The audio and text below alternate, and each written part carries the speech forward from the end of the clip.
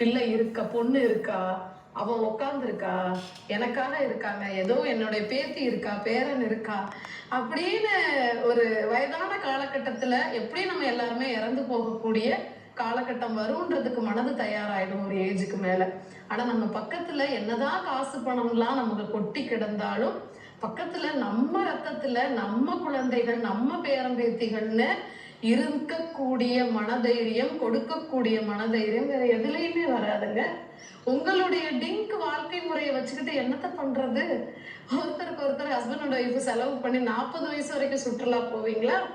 50 வயசு வரைக்கும் ஒரு சுற்றுலா பயணம் எல்லாம் போவீங்களா? ஒரு காலகட்டத்துல அழுத்துருமே. ஒரு காலகட்டத்துல அந்த உடல் ஒத்துழைக்காத நீங்க சுற்றுலாவா சுத்துறதுக்கும்.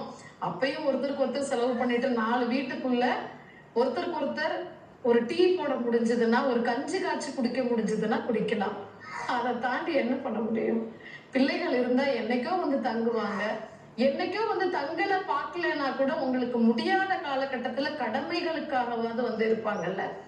சோ எல்லா மனுஷனுக்குமே யானைக்கும் அடி சறுக்கும்ன்ற மாதிரி எவ்வளவு பெரிய பலம், பணபலமா இருக்கக்கூடிய மனுஷனுக்கும் முதுமை என்பது தவிர்க்க முடியாதது.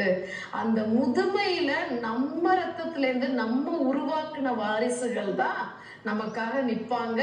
அவங்க நிக்கிறது எத்தனை பிள்ளைகள், ஒத்த பிள்ளை பெற்றாலும் சரி, 10 பிள்ளை பெற்றாலும் சரி, அதுங்க நமக்காக நிக்குதுன்னு இருக்கக்கூடிய தைரியம் உங்களுடைய பணபலமோ, பொருள் பலமோ, இல்ல சமுதாயத்துல உங்களுக்கு இருக்கக்கூடிய பலமோ எதுவுமே கொடுத்துறாது. அதுக்காக தான் அந்த காலத்துல இருந்து திருமணம் பண்ணுனா நமக்கு ஒரு வாரிசுகள்ன்றத பெற்று அதுங்களை கஷ்டப்பட்டு வளர்த்து அதுங்களை பெரிய ஆளாக்கி நிக்க வைக்கிறது. என்னன்னா கடைசி காலம் அதுங்களை டிபெண்ட் பண்ணி தான் நம்மளுடைய வாழ்க்கையை ஓட்டணும்ன்ற ஒரு காலகட்டம் வரும் அப்படின்ற விஷயம்தான்.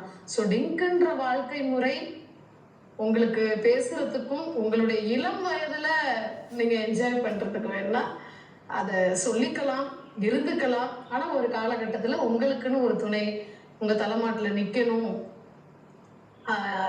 எல்லாருமே ஒரு ஆயுள் கட்டம், எப்படியும் ஒரு இந்தியனா வாழ்றவனுக்கு 75 வயது வரைக்கும் உயிரோடு இருக்கக்கூடிய ஆயுசுன்னு இருக்கு. ஸோ அந்த 75 வயது வரைக்கும் உங்களால ஒரு தனியான வாழ்க்கை வாழ முடியும்ன்றவங்க வேணா அதை மனதைரியத்தோட ஏற்றுக்கலாம் வேணா நம்ம சொல்லலாம். நன்றி.